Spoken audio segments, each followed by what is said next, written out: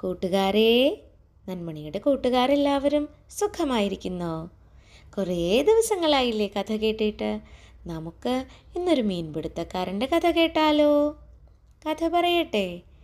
ദൂരെ ദൂരെ ഒരു സ്ഥലത്ത് ഒരു മീൻപിടുത്തക്കാരൻ ഉണ്ടായിരുന്നു.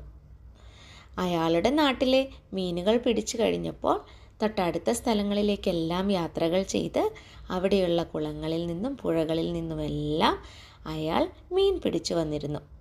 അത് വിറ്റായിരുന്നു അയാൾ ഉപജീവനം നടത്തിയിരുന്നത്. കൂടാതെ അയാൾക്ക് ഇതൊരു ഹരമായിരുന്നു. എന്ത്? മീൻപിടുത്തം. അങ്ങനെയിരിക്കെ അയാൾ തൊട്ടടുത്തുള്ള ഒരു ഗ്രാമത്തിലെത്തി. അവിടെ ഒരു വലിയ കുളവും ഒപ്പം അതിനോട് ചേർന്നൊരരുവിയും ഉണ്ടായിരുന്നു. അയാൾ നോക്കിയപ്പോൾ ആ കുളത്തിൽ ഒരുപാട് മത്സ്യമുണ്ട്. ആഹാ, ഇന്നത്തെ ദിവസം കുശാലായി. എളുപ്പത്തിൽ എങ്ങനെ മീൻ പിടിക്കാമെന്ന് ആലോചിച്ച് അയാൾ എന്തു ചെയ്തെന്നോ, ആ കുളം വല്ലാതെ കലക്കാൻ തുടങ്ങി. അതാകെ വൃത്തികേടായി തുടങ്ങി. അപ്പോഴാണ് അതിലൂടെ ഒരു ഗ്രാമവാസി വന്നത്. അയാൾ ഈ മീൻപിടുത്തക്കാരൻ എന്താ ചെയ്യുന്നതെന്ന് നോക്കി നിന്നു. നമ്മുടെ മീൻപിടുത്തക്കാരൻ ചിന്തിച്ചത് എന്താണെന്നോ, നിറയെ വെള്ളം കലക്കി അഴുക്കാക്കുമ്പോൾ ഈ മീനുകൾ മൊത്തത്തിൽ പരക്കം പായും. അപ്പോൾ ഞാൻ ഇട്ടിരിക്കുന്ന ഈ ചൂണ്ടയിലും വലയിലുമായി മീനുകളെല്ലാം കുടുങ്ങും. അങ്ങനെ എനിക്ക് ഒരുപാട് മീനുകൾ കിട്ടും. ഇതായിരുന്നു മീൻപിടുത്തക്കാരൻ്റെ മനസ്സിലെ ചിന്ത. എന്നാൽ ഇത് കണ്ടു നിന്ന ഗ്രാമവാസിക്ക് വല്ലാതെ ദേഷ്യം വന്നു. അയാൾ വേഗം ചെന്ന് ആ മീൻപിടുത്തക്കാരനോട് പറഞ്ഞു, സഹോദര, നിങ്ങളെ എനിക്കറിയില്ല. പക്ഷെ നിങ്ങൾ എന്താണ് ഈ ചെയ്യുന്നത്? ഞങ്ങളീ ഗ്രാമവാസികൾക്ക് മുഴുവനും കുടിക്കാനുള്ള വെള്ളം കിട്ടുന്നത് ഈ വലിയ കുളത്തിൽ നിന്നാണ്. ഇത് കലക്കി മലിനമാക്കിയാൽ ഞങ്ങളിനി എന്തു ചെയ്യും? നിങ്ങൾ ഇത് ചെയ്യുന്നത് നിർത്തൂ എന്ന് പറഞ്ഞു. പക്ഷേ കുറച്ച് അഹങ്കാരിയായ മീൻപിടുത്തക്കാരൻ പറഞ്ഞു, ഒന്ന് പോ, നിന്നെ ആര് കേൾക്കുന്നു?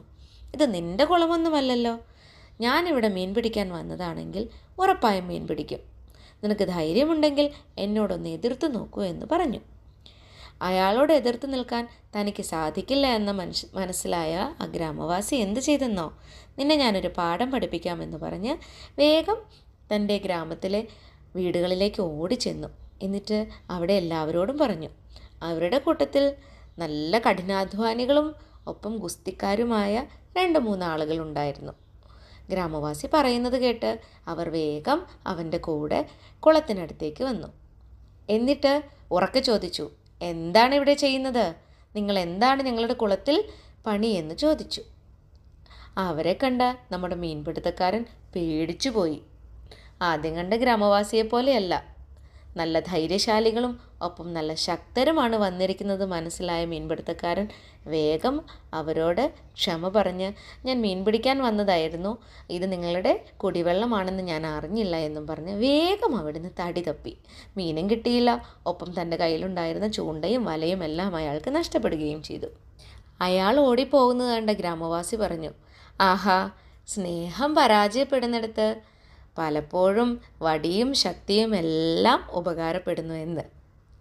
കൂട്ടുകാർക്ക് അനുഭവമുണ്ടാകും അല്ലേ? അമ്മ സ്നേഹത്തോടെ ഒരുപാട് പ്രാവശ്യം പറയും, മോനെ മോളെ അങ്ങനെ ചെയ്യല്ലേ എന്ന്. പക്ഷേ നിങ്ങൾ ചിലപ്പോഴൊക്കെ അനുസരിക്കാറുണ്ടോ? അവരോട് തറുതല പറയും അല്ലേ?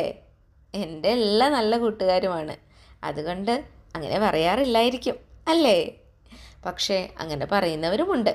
ആ സമയത്താണ് അമ്മയോ അപ്പയോ ഒക്കെ നിങ്ങൾക്കൊരു കുഞ്ഞു വടിയുമൊക്കെ എടുത്ത് ചീത്ത പറയുകയും കുഞ്ഞടികൾ തരികയും ചെയ്യുന്നത്. കേട്ടോ? ഒരിക്കലും നമ്മൾ മറ്റുള്ളവർക്ക് ഉപദ്രവപരമായിട്ടുള്ള കാര്യങ്ങൾ ചെയ്യാതിരിക്കാൻ ശ്രദ്ധിക്കുക. കേട്ടോ കൂട്ടുകാരെ?